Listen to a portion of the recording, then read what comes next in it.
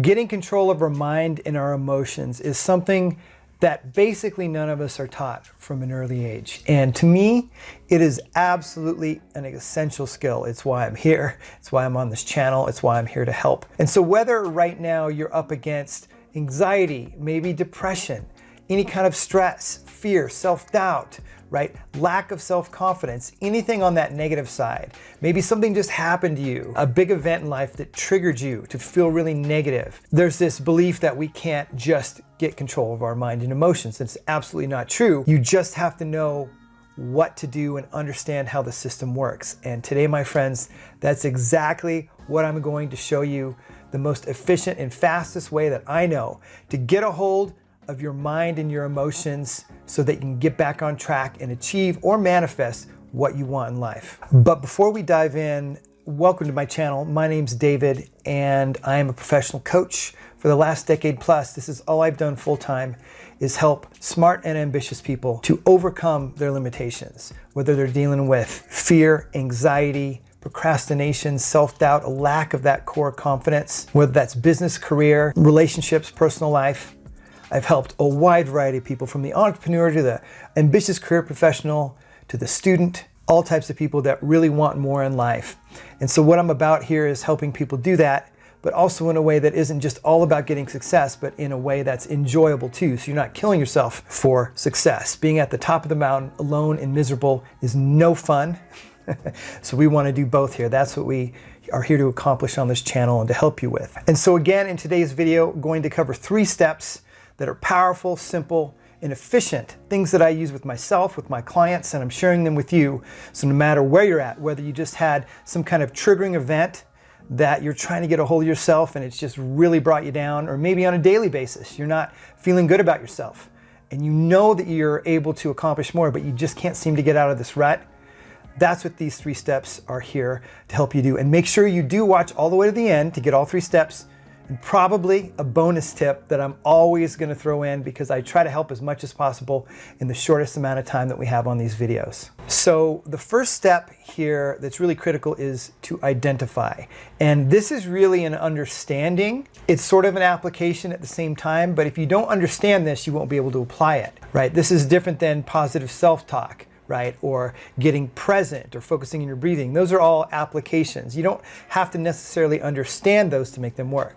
But with this one, you do. And having this understanding will actually make any technique far easier for you. It's critical. When I stumbled upon this, my results with clients sped up. Let's say that I always help people get results, but I sped up the process.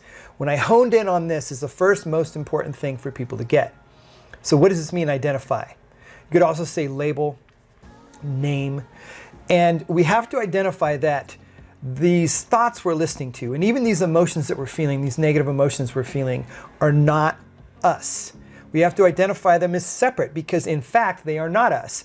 The sort of game here is that they feel like us, they merge with us. It's like we're playing the best, worst video game in the world, is how our mental and emotional systems work. And when we fuse with them, we believe that we are our negative self-talk. We believe that we are unworthy, which is a thought, because we lost our job or because we lost that relationship or that person's not interested in us anymore. So we have to identify that this is all thought and mind. And when I start to identify that I am not my thoughts, my mind, or my emotions, any of that, I can start to separate. And once I start to separate, I can start to feel better, because and defuse from it is another way to say that, right? And the way we operate is that we operate as if we are our mind, our thoughts, our emotions, but there is absolutely zero truth in it if you actually look. Even if I tell you this conceptually, you're like, you actually have to look and see within your own experience in real time for this to work. And this is what I constantly have to point clients to. And some of you will get this right away and be off and running, and that's great, because there's a process of navigating through it and pointing out things that your mind does that just seem like normal reality to you. And really it does it everywhere. And it will even keep doing it after you get this understanding, so that application is just as important. But then it becomes a habit, and then you start to feel better and free up. Literally with this alone. Now, most of the time this alone isn't enough, right? We generally need somewhere to go, or something to separate further, actually. There's an important part to mention about this. identification process. And that is, you want to give a name to this nasty voice, this nasty mind. Typically it's nasty, right? And maybe it comes in a nasty voice and attacks you. Maybe it comes in a victim-y voice. But basically, it doesn't make you feel good, right? And clients come up with all kinds of unique, interesting names when we coach around it, because it's important that they or you have a personal connection to this name, so that it helps separate it. Because if I was like, oh, let's just call it negative mind, right? And with people with social anxiety, sometimes they start with the term SAM, social anxiety mind. No offense if your name is Sam, but it's an easy thing to remember. Well, if that doesn't resonate with them to where they really see it, it activates, oh, this is this negative voice, this negative chatter that happens, then it's not as effective as if they come up with a name themselves. So there's been all kinds of creative things that have come up with, clients have come up with. Mine, I'll just give you mine, is the dick. Quite frankly, it's this real dickish voice that just goes, nah, nah, nah. Now, sometimes it's the victim. It's a victim-y voice. Well, oh, no, you can't do it, and you should, But still, that's really part of the dick to me. So that's mine.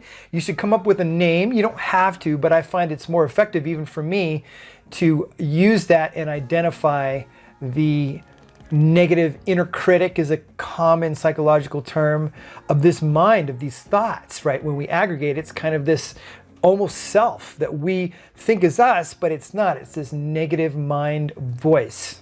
And so step 2 is neutralize. Now that we have identified this negative voice, whatever you want to call it, your version of it, right? This negative mind, these negative thoughts, we want to neutralize it. And that means that we're going to interact with it in a new way. We're not just going to let it yammer on and chatter all this negative BS at us. We're going to do something about it. Right? We're going to make a mind move, as I like to say to my clients a lot. And so that often is in the form of, I'm not listening to this, right? It could be a gentle, no thank you, I'm not going to listen, you can chatter on.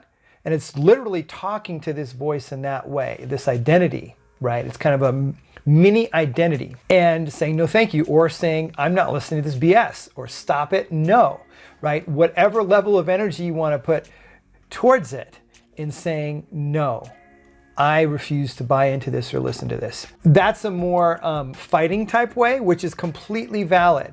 Sometimes there's some care that's needed, because if we get too riled up, the negative aspect of self can kind of grab onto that and come back in because there's a fine line between enough energy to say no and then it turning into real resistance. We don't want to go into resistance, but we want to say, no, I'm not listening to this. I'm cutting this off, right?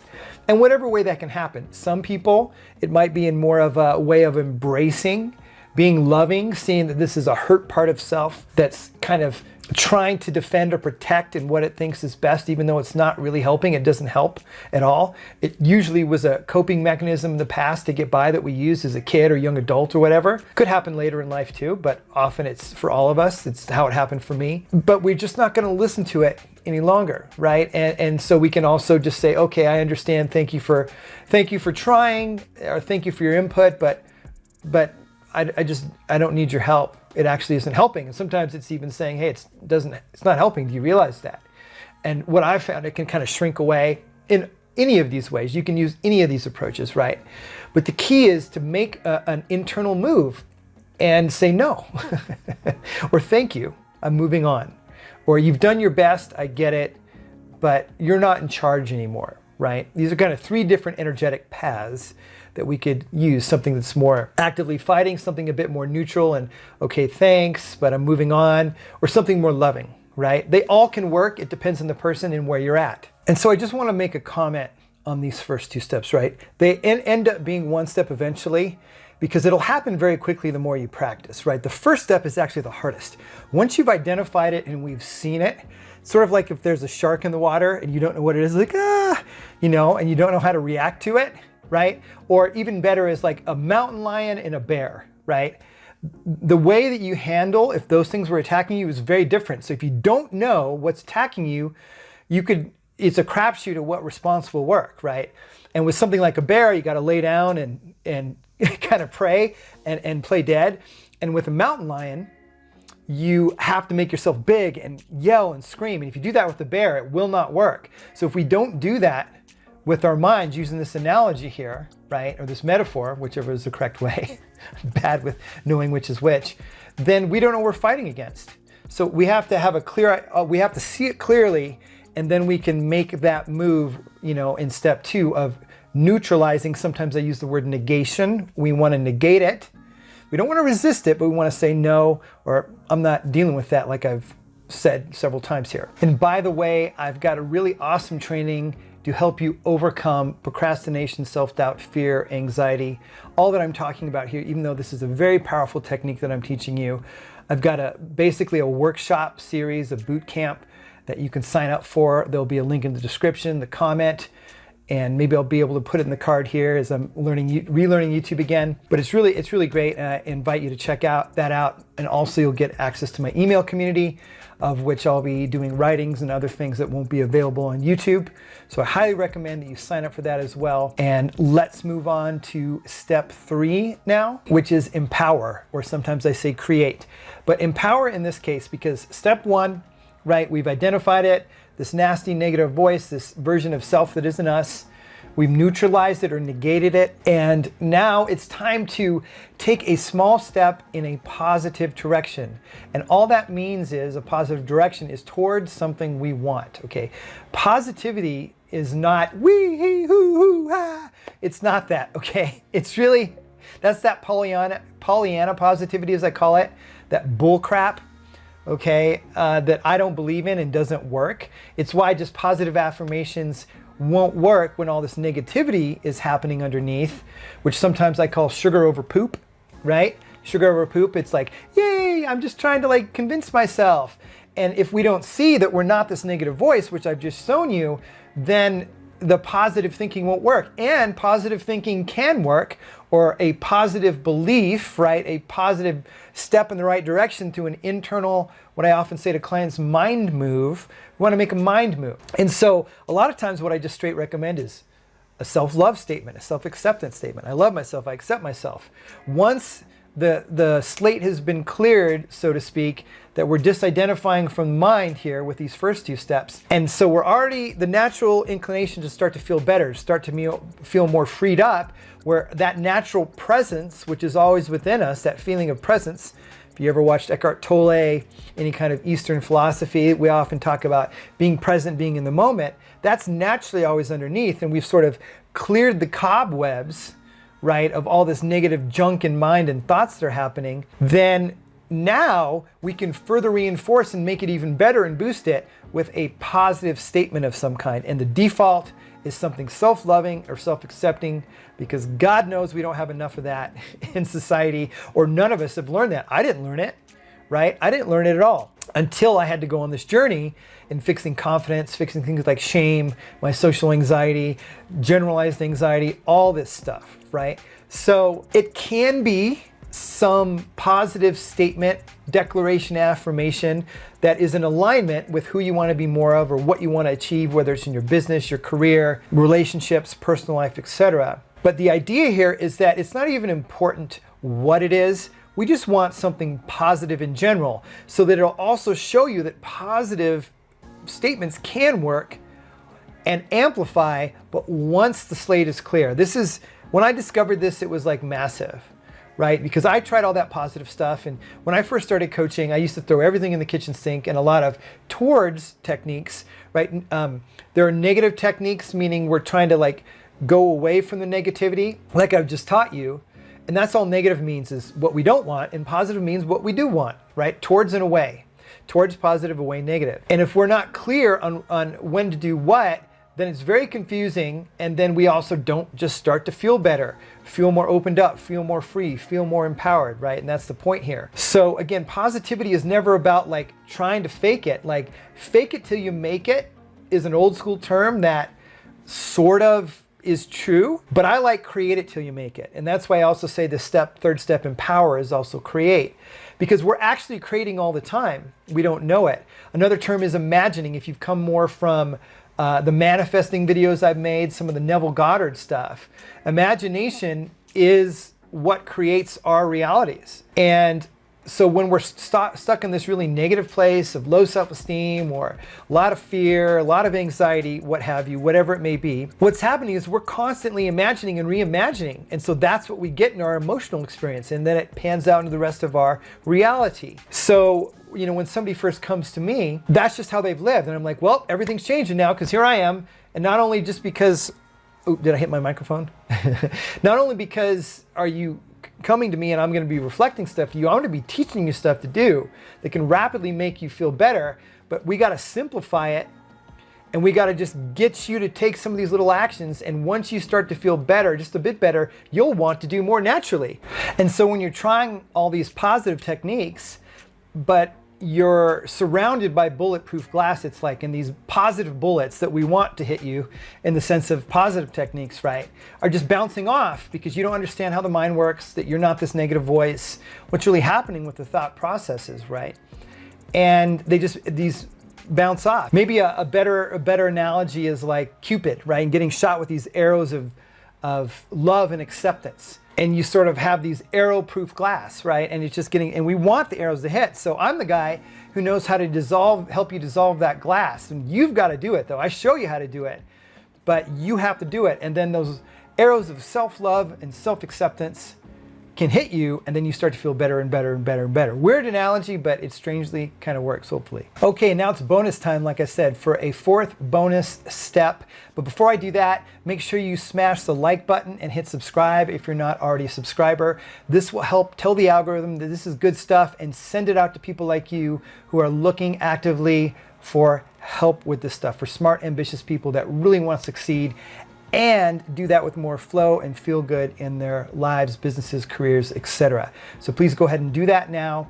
Also, you can drop a comment below. I would always love to hear your thoughts, especially go try this. Let me know how it works for you. Also, you can drop a question below. I'm always looking for topics that you want to hear. I really want to serve you as a subscriber. And if you drop a question, then I can look at making a video and answering your entire question. Imagine that in your own video. It's meant to help everybody, but you'll get an answer in video form. How cool would that be? And now for the fourth bonus step is take an aligned action. Take an aligned action. That means now that you're feeling better, now is the prime time for you to take an action to really solidify it towards that result that you want in your life. So something in alignment with whatever your biggest goal is. I'm telling you, this is huge, because once we've got you into a better state feeling place, this is when you're ready to go into action and create even more flow. And flow creates more results, right? We're all seeking that kind of peak feel-good state with whatever we're trying to accomplish. And you're not only going to help solidify this as a new way of operating, behaving, even being, we could say, you're going to actually get some leverage on creating that result and showing yourself that you can do it. If you want to start a business or improve your business, if you want to jump jobs, let's say, if you want to put yourself out there more, to make more friends, get more dates, something like that, now is the prime time to do it, to ride that high. And you're also going to repattern your neurology, your system, when you do this. As always, thanks so much for your time and watching. I really appreciate you. I have a bunch of resources below to help you, like that workshop I mentioned. There's some others. I'm going to link some other videos and trainings and whatnot below, so please check that out. And until next video, I'm complete.